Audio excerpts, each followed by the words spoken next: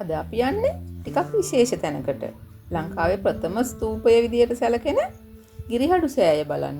පූජාවලිය කියන විදියට බුදුරජාණන් වහන්සේගේ කේශ ධාතු තැන්පත් කරලා තපස්සු බල්ලුක කියන වෙළඳ දෙබෑයෝ තමයි මේ ස්තූපය හදලා තියෙන්නේ. මේ ස්තූපය වටා තියෙන වටදාගය ස්තූපයට විශේෂ වැදගත්කමක් එකතු කරලා තියෙනවා. මේ ඔක්කොම විස්තර බලන්න මගේ channel එක ආර්ය නේචර් ක්‍රාෆ්ට් එකට යමු. subscribe කරලා bell icon එකත් click කරගෙනම යමු. එතකොට ඔයගොල්ලන්ට මගේ වීඩියෝ ටික ඔක්කොම බලන්න පුළුවන්.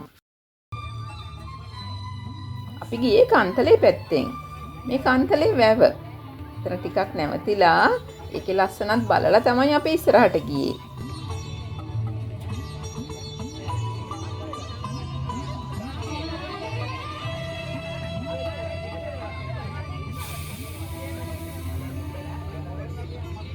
ඊට පස්සේ අපි ත්‍රිකුණාමලයට ආවා. ත්‍රිකුණාමලයේ ඉඳන් පුල්මුඩේ පැත්තට කිලෝමීටර් 46ක් විතර ගියාම තිරියායට එනවා.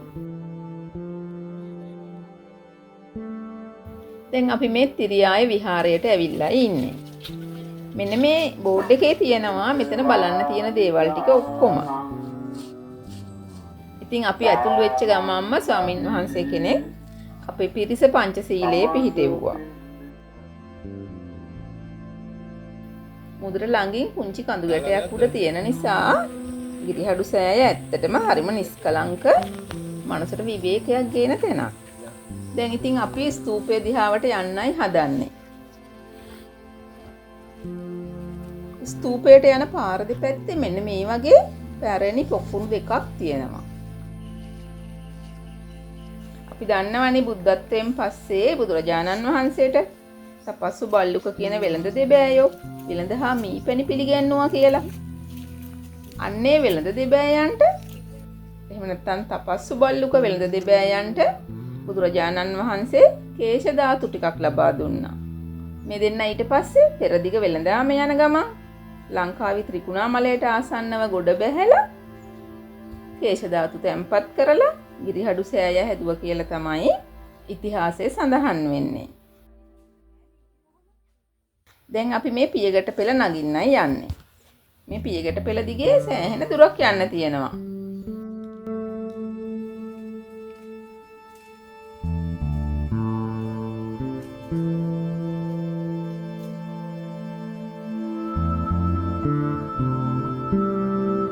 මේක කටාරම් කොටපු ගල්ලෙනක් නිසා රහතන් වහන්සේලා වැඩ හිටියා කියලා තමයි හිතෙන්නේ.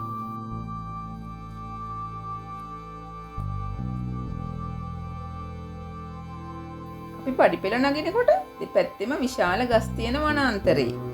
ටිකක් බියකරු බවකුත් දැනෙනවා. ඒ වගේම සත්තුන්ගේ ගඳත් හොඳට දැනෙනවා. මේ සත්තුන්ගේ ගඳක් එනවනේ. ඔව්. උනේ කඩි. උන්ගේ වස්තු කියනවනේ වේග ගන්න.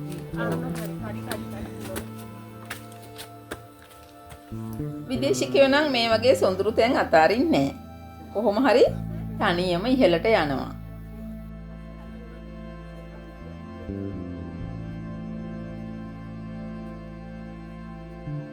ප්‍රධාන ස්තූපයට ආසන්නව මෙන්න මේ වගේ රහතන් වහන්සේලාගේ ධාතු තැන්පත් කරපු පොඩි චෛත්‍යකුත් තියෙනවා.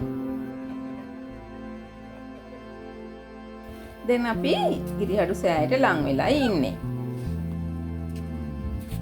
දැන් අපි මේ ඉන්නේ ගිරිහඩු සෑය ඉදිරියේ. ගිරිහඩු සෑයට ඇතුළු වෙන දොරටුව ළඟ සඳකඩ පහන, මුරගල, ඒ වගේම කොරවක් ගලුත් තියෙනවා. පියගැට පෙළට දකුණු පැත්තෙන් ඊට ළඟින්ම මෙන්න මේ වගේ ගලින් නිර්මාණය කරපු ටැංකියකුත් තියෙනවා. මෙන්න මේ ස්තූපය වටා තියෙන වටදාගය ගිරිහඩු සෑයට විශේෂ වැදගත්කමක් එකතු කරලා. ඒක බැලු බැල්මටම පේනවා. ඒ වගේම මේ පිටතින් තියෙන ගල් බිත්තිය නිසා ගිරිහඩු සෑයට තවත් අලංකාරයක් එකතු වෙලා. මෙතන තියෙන මේ ගල් කණු වල විශේෂ ලක්ෂණයක් තමයි කණුවේ කඳයි හිසයි දෙකම තනි ගලින් එකටම නිර්මාණය කරලා තියෙන එක. මේ වටදාගේ 8 වෙනි සියවසේ අග්‍රබෝධි ශිලාමේඝ රජතුමා කර වූ බවට අනුමාන කරනවා. චෛත්‍යයට ඇතුළු වෙන්න අතර පැත්තෙන් දොරටු 4ක් තියෙනවා. මේ තියෙන්නේ ඔත් පිළිමයක ඉතිරි වුණු නටඹුන්. මේ බලන්න චෛත්‍ය වටා ගල් පතුරු පිළිවෙලට අතුරලා ලස්සනට නිර්මාණය කරලා තියෙනවා.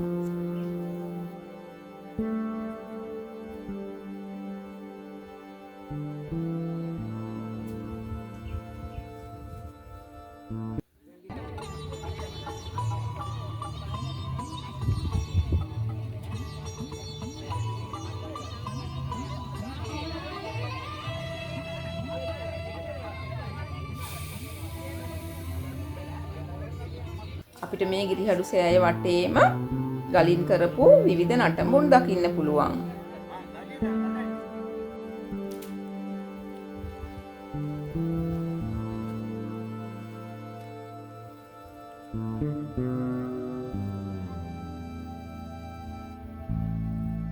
මේ චෛත්‍යයට එන්න දකුණු පසින් තවත් පඩිපෙළක් තියෙනවා. කොයි පැත්තෙන් බැලුවත් පේන්නේ ඈතින් ඈතට නිමක් නැති කන වනාන්තරය. මේ බලන්නකෝ.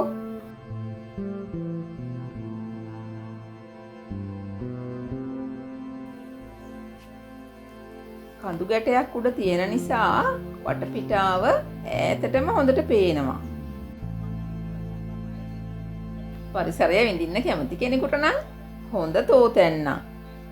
ඒත් ඉතින් තනියම આવොත් පුංචි බයක් දැනෙයි කියලාත් හිතෙනවා.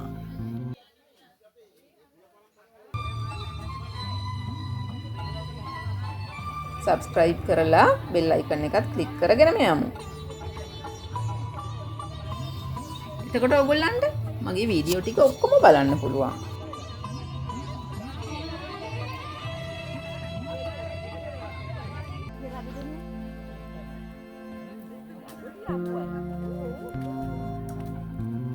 ඊළඟට අපි මේ යන්නේ ලංකා පොකුණට. මේ බලන්නකෝ. අලි ඇවිල්ලා අපු බවට සාක්කිත් තියලා ගිහින්. මේ ගිරිහඩු සෑය කාලිංග මාග ආක්‍රමණයෙන් සම්පූර්ණයෙන්ම විනාශ වෙනවා. ඊට පස්සේ 1930 දී ආයෙත් ඒක හොයාගෙන පුරාවිද්‍යා රක්ෂිතයක් බවට පත් කරනවා. ඒත් ඉතින් ඊට පස්සේ ඊළම් යුද්ධ කාලෙදී ආයෙත් මෙතන විනාශ වෙනවා. ඉතින් මේ වගේ ඇතිවීම නැතිවීම අතර ගිරිහඩු සෑය තවමත් නිහඬවම අපේ හිතේ ගෞරවණීය ඒ වගේම සොඳුරු හැඟීම් ජනිත කරනවා. ඉතින් අදට අපි සමුගන්නවා ආයෙත් හමු වෙමු.